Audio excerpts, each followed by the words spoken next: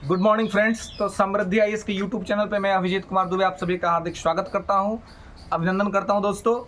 तो आज का विषय है हमारे लिए केंद्र राज्य संबंध, सेंटर स्टेट रिलेशन।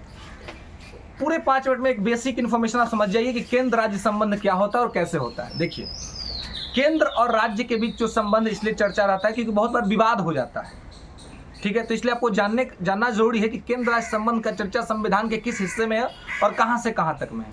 तो केंद्र राज्य संबंधों की चर्चा संविधान के भाग 11 और 12 में दिखता है आपको, ठीक है, 11 और 12 में। और केंद्र राज्य संबंध 3 स्तरों पर निर्धारित होता है: विधायी संबंध, प्रशासनिक संबंध और वित्तीय संबंध, ठीक है। यानी central state relation based on 3 organs. और 3 ऑर्गन्स क्या है? तो लेजिस्लेटिव, एडमिनिस्ट्रेटिव एंड फाइनेंशियल। तो संविधान का भाग 11 जो है उसमें आप देखेंगे कि आर्टिकल 245 से लेकर के आर्टिकल 263 तक में आपको केंद्र और राज्य के बीच विधायी और प्रशासनिक संबंध देखने को मिलेंगे, ठीक है।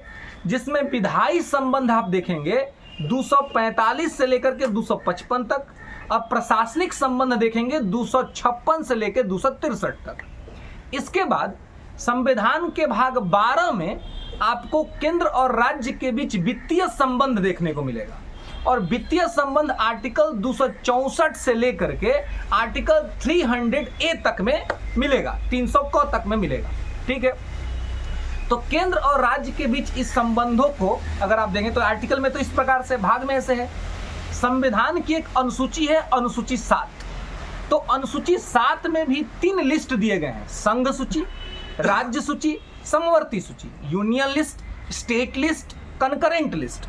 तो वहां पर भी व्याख्या किया गया है कि संघ सूची के विषय पर संघ की सरकार कानून बनाएगी यानी कि सेंट्रल गवर्नमेंट, राज्य सूची के विषय पर राज्य की सरकार बनाएगी यानी कि स्टेट गवर्नमेंट, और कंकरेंट जो इश्यूज है, कंकरेंट जो सब्जेक्ट है यानी कि समवर्ती सूची जो है, समवर्ती सूची पर काम करेंगे कौन? तो सेंट्रल स्टेट दोनों।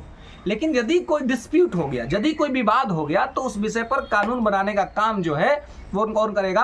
तो वो करेगा सेंट्रल गवर्नमेंट। अगर डिस्प्यूट हो गया तो और सेंट्रल का ही माना जाएगा।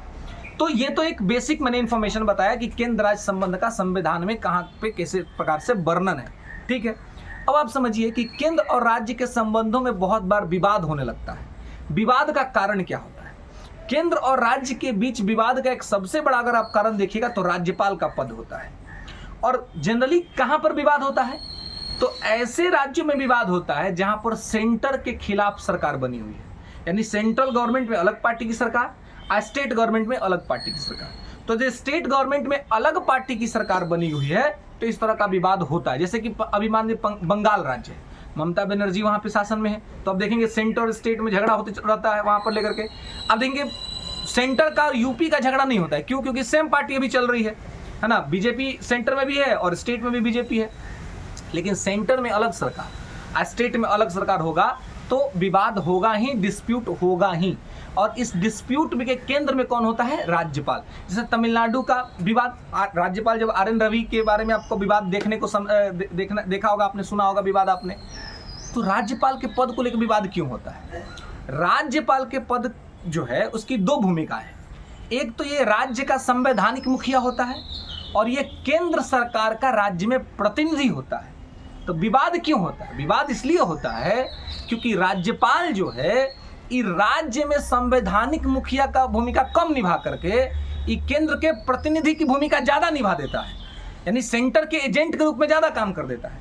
इसी वजह से जो राज्य की सरकारें हैं वो आरोप लगाती हैं कि राज्यपाल जो है वो अनावश्यक हस्तक्षेप कर रहे हैं। इसीलिए मैं आपको याद दिलाऊं कि 1969 में दक्षिण भारत में तमिलनाडु से एक कमेटी बनी थी, जिस कमेटी ने राज्यपाल के पद को समाप्त कर देने का बात किया था। ये वीडियो आप कंप्लीट करिएगा और मैं इसका आंसर आपसे कमेंट सेक्शन में जानना चाहूंगा कि वो कौन सी कमेटी थी, वो कौन सी कमेटी थी जिसने ये कहा था कि राज्यपाल का पद खत्म कर देना चाहिए। राज्यपाल का भी पद खत्म कर दीजिए और अखिल भारतीय सेवा भी खत्म कर दीजिए। अखिल भारतीय सेवा में कौन कौन आता है? IAS, IPS और IOFS, ठीक है। IAS बोले तो Indian administrative service, Indian police service और इंडियन फॉरेस्ट सर्विस। भारतीय वन सेवा, भारतीय प्रशासनिक सेवा और भारतीय पुलिस सेवा, ये अखिल भारतीय सेवा है। अखिल भारतीय सेवा का मतलब ये हुआ कि ऐसी सेवा जो पूरे भारत में दी जाए, है ना। तो इसमें एक होता है इंडियन फॉरेन सर्विस, उसको विद्यार्थी गलती समझ लेते हैं कि वो भी अखिल भारतीय सेवा, लेकिन वो अखिल भारतीय सेवा नहीं है, वो भारतीय विदेश सेवा है। तो विदेश सेवा वो तो बाहर ही जॉब करेंगे ना, वो तो अंडर जॉब करेंगे नहीं, इसलिए वो उसमें काउंट नहीं किया जाता है। तो इसको यहाँ पे ध्यान रखेंगे और याद रखेंगे, ठीक है। तो कौन सी कमेटी थी ये आपको कमेंट सेक्शन में बताना, मैं वहाँ पे रिप्लाई करता हूँ कमेंट सेक्शन में।